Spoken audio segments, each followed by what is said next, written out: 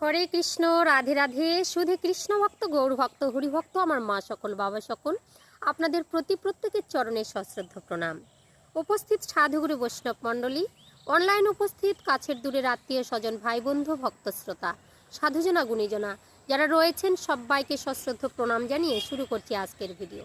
আজকের ভিডিওর বিষয় হলো পুজোর ঘরে ঠাকুর নেই, আপনি ঠাকুরের সাড়া পাচ্ছেন না, আপনার অজান্তেই বাড়িতে কেউ কুপ্রভাব দিয়েছে বা কোনো চালান পাঠিয়েছে।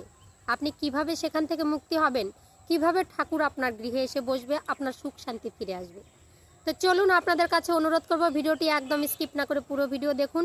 যদি ভিডিও দেখে ভালো লাগে অবশ্যই চ্যানেলে লাইক, শেয়ার, কমেন্ট করে চ্যানেলটি সাবস্ক্রাইব করে পাশে থাকবেন।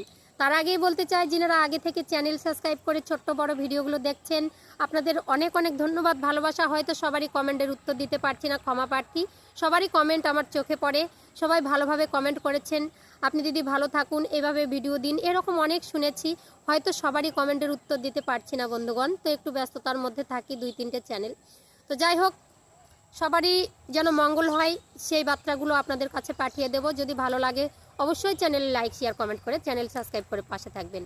তো বাবা, যখন ঠাকুর ঘরে ঠাকুর থাকে না, শুধু একদিনে ঠাকুর চলে যায় না, কিছু ভুলের কারণ বা অজান্তেই আমাদের কিছু না কিছু ঘটে যায়। লোকে বলে ঠাকুর কি চলে যায়? অবশ্যই, কেন তোমার কাছে পড়ে থাকবে? এই পৃথিবীতে কি খেতে দেওয়ার লোক নেই? আপনার মঙ্গলের জন্য আপনার ঠাকুর, একটা মা মনসা, একটা কালী, দুর্গা, সরস্বতী, সবাই ঘরে ঘরে পুজতে পারে। লোকে বলে কটা ঠাকুর? এ বিশ্ব ব্রহ্মাণ্ডে সবার ঘরে ঘরে একই মা কেন?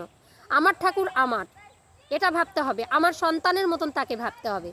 তাহলে পুজোর ঘরে ঠাকুর না থাকলে আগে থেকে আমরা কিন্তু সেই সাড়াগুলো পাই, সেটা আমরা অনুভব করতে পারি না। তো অনুভব না করতে পারলে আমরা কিন্তু বিপদস্ত হই, আর বাড়িতে কিন্তু দুর্ঘটনা ঘটে যায়। যেমন সন্তানদের মৃত্যু হয়ে যায়, বা বাবা মা মারা যায়, বা বাড়িতে কোনো অসুস্থতা ঘিরে আসে, বা কারো সঙ্গে কারো বন্তি পড়ে না, এরকম হয়। তো আপনার কি মনে এমনটা হয় যা আগে ঠাকুর ছাড়া কখনোই আমি খেতাম না, এক গ্লাস জল স্পর্শ করি না, এখন আর ঠাকুর ঘরে যেতে ইচ্ছা করে না? হুটহাট করে কেউ কিছু বলে মাথা গরম হয়ে যায়, সবসময় চোখের জল পড়ে, ঘরে থাকার আর ইচ্ছা করে না।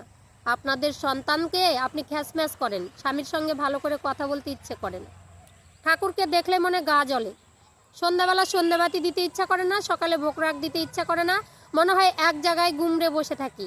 কি যেন একটা চিন্তা আপনার এসে গেছে। ভাবুন তো, আপনি এই সংসারকে একদিন সোনার মতো করে সাজিয়েছিলেন, আপনি একদিন ঠাকুরকে না ভোগ রাগ দিয়ে সেবা করেননি, আজকে কেন এমনটা হচ্ছে? এরকম কি ভাবনা আসে না? আমরা সাধারণ মানুষ, আমাদের মন সরল সাদাসিধা, তাই আমরা কিচ্ছু বুঝতে পারি না, যার জন্য আমাদের হুটহাট করে ক্ষতি হয়ে যায়। তাহলে আপনারা ভাববেন ঠাকুর আপনাকে সংকেত দিচ্ছে, ঠাকুর আর আপনার ঘরে নেই। কোথায় গেল ঠাকুরগুলো? কেন এমনটা হলো? কেন চলে গেল? কোথায় গিয়েছে? আপনি একবার ভেবেছেন আমার ঠাকুর আর নেই, আমি ঠাকুর ঘরে যাচ্ছি না, ঠাকুর রাগ করেছে নাকি? কি হয়েছে? কেনই বা গেল? তা আমি বলবো, আপনাদের অজান্তেই কেউ বাড়িতে কোনো ক্রিয়া করেছে, বা বাড়িতে কোনো অকাচর এসে পড়েছে, বা হঠাৎ করে আপনি কোনো অছুত বাড়িতে, অছুত বাড়িতে গিয়ে আপনি ঘুরে এসেছেন, আপনার গায়ে এমন একটা জিনিস ছিল, হয়তো কাপড় চোপড় দিয়েছেন কিন্তু সেটাকে ফেলে দেননি, বা রেখে দিয়েছেন, বা প্লাস্টিকের জিনিস সেগুলো আপনি ফেলে দিতে ভুলে গেছেন। একটা কারো সন্তান হয়েছে, দৌড়ে গেছেন, সেখান থেকে এসে কাপড়টা ছেড়েছেন কিন্তু হাতের প্লাস্টিকটা আপনি খুললেন না। তো যখনই এই সব ঘটনাগুলো হয়, সেই ক্ষেত্রে বাড়িতে যখন ঠাকুর ঘরে ঢুকবেন তখন কিন্তু ঠাকুর আর থাকে না। তো আমাদের চলাফেরা, সনাতনীদের চলাফেরা খুব টিপটাপ, খুব ভালোভাবে আমাদেরকে চলতে হয়। আর যদি ঠিক করে আমরা না চলতে পারি তাহলে কিন্তু আমাদের ক্ষতিগুলো হয়।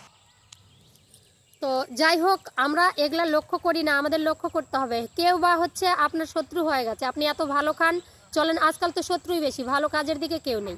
আপনার বাড়িতে কোনো অকাচর দিয়ে গেছে, আপনি জানেনই না। আপনার সংসারে শুধু আজ ক্যাসক্যাস কাল গন্ডগোল, এটা সেটা হতে হতে ঠাকুরের কথা আপনি ভুলেই গেছেন।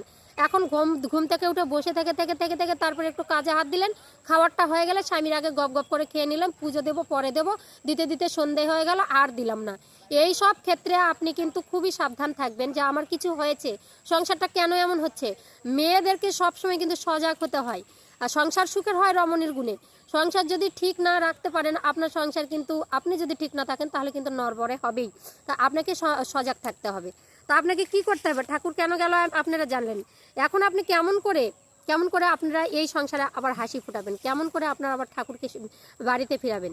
তো আমি বলবো আপনার সংসারে কিন্তু প্রেতাত্মা ভূতাত্মার ছায়া পড়েছে, ঠিক আছে। আপনার চারপাশে একটা নেগেটিভ এনার্জি ঘোরাঘুরি করছে, আপনার মনকে আপনি নিজে কন্ট্রোল করতে পারছেন না, কেননা তারা হরণ করছে সবসময় আপনার শরীরের মধ্যে একটা নেগেটিভ এনার্জি বাস করছে, আর আপনাকে সেটা করাচ্ছে, ঠিক আছে, টেনে নিয়ে যাচ্ছে সেই দিকে। আপনি করতে চান না, তবুও ঠাকুরের কথা ভুলেছেন, স্বামীর কথা ভুলেছেন, সন্তানের কথা ভুলেছেন, সন্ধ্যা প্রদীপ সব কিছু ভুলেছেন। সনাতনীদের ক্ষেত্রে বলছি, আবার মুসলিম ভাইদের কথা যদি বলতে যান, মুসলিমরা তাই হঠাৎই ভালো ছিল, নামাজ ছাড়া ভাত খায় না, এবার নামাজ টামাজ সব ভুলে টুলে যায়, নিজে ফোন কলে রেকর্ডিংয়ে ব্যস্ত, নানা রকমের কিছু করতে ব্যস্ত।